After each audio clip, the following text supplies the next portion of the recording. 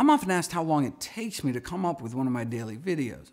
Once the script is done, it doesn't take more than like 10 hours to create and record. It's the research phase that takes the most time. I don't think people understand how much work that takes. So I wanted to kind of pull back the curtain and give everyone a little sneak peek. If you go to pubmed.gov, where you can access the database of the National Library of Medicine, the largest medical library in the world, you can search for topics like diet or nutrition, and you'll see that there's about 100,000 papers published every year in the field of nutrition in the scientific medical literature. That's more than 200 studies a day. I can't read 200 studies a day, but 20 people could read 200 studies a day. That's why I hired 19 researchers to help me plow through the literature so you don't have to. And that's in addition to an army of volunteers downloading and categorizing nearly 2,000 articles a week. I don't want to miss a single important paper. Then the next step is to look for what I call anchor articles. These are the new studies around which I construct the videos. I'm looking for novelty, practicality, and engagement. Is it groundbreaking? If it's just another study showing broccoli is good for you, unless there's some new insight, probably won't make the cut. Is it practical? I mean, is there some actionable information that can be used to make real-world kitchen or grocery store decisions? Right? Who cares if there's some new whortleberry with medicinal properties that can only be foraged wild in the Siberian tundra or something? Right? And finally, is there a way to make it interesting?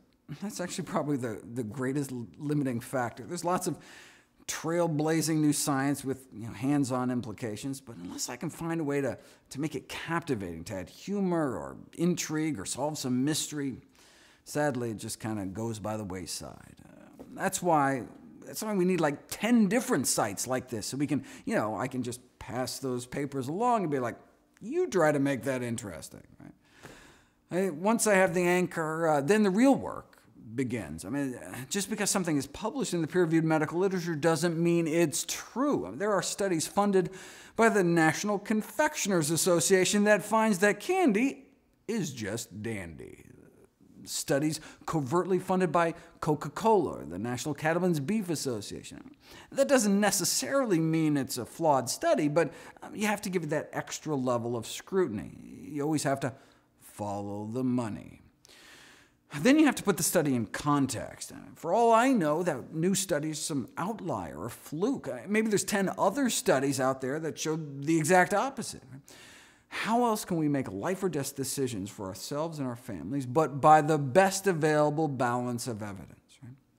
That's why every new study needs to be placed into context. Easier said than done. For example, let's say this paper lands in my inbox arguing that fish oil increases the risk of cancer. Now, I could just make a video about it, just laying out the facts. There was this paper published in a peer-reviewed scientific journal that presented evidence that taking fish oil increases the risk of cancer. Here's the paper, here's the link to download the paper, here's all the evidence they present in black and white right in front of you. Here's their reasoning, their graphs, their charts, their diagrams. This is the peer-reviewed medical literature, people. Done. No, that's not good enough. That doesn't answer the most important question of all. Is it actually true? For all we know, this guy is just cherry-picking studies to fit some agenda. It's not enough for us to just stick to the peer-reviewed science. I want everything on NutritionFacts.org to reflect the best available balance of evidence. Okay. So how do I figure that out? Well, even if his arguments make sense based on the evidence he provides, you have to make sure he's interpreting the evidence he cites correctly. To do that, you have to pull all the 76 sources he cites to make sure he's not misquoting anything. And what if each of those 76 papers cites 76 other papers? And even if he correctly cited those 76 papers, what about all the papers he didn't cite? There have been more than 2,000 papers published on fish oil and cancer. And look, this paper was published back in 2013. What about the papers that have been published subsequently that cited this particular paper? And that's just one paper for one video, right? You'll be glad you did your due diligence, though, because then you'd realize, hey, that fish oil paper got retracted. Why? because the researcher evidently failed to disclose he owned his own supplement company, which sold a competing oil supplement. Again, that doesn't necessarily mean something's amiss, but definitely requires additional scrutiny.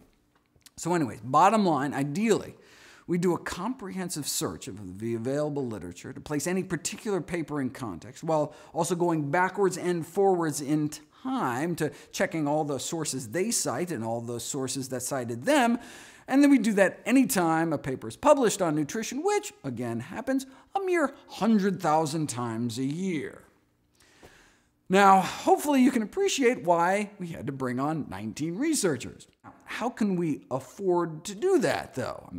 I don't take any salary or compensation. We have nearly 200 active volunteers who also donate their time, but we also have 7 paid operations staff, tech, design, development, social media, volunteer coordination. Right?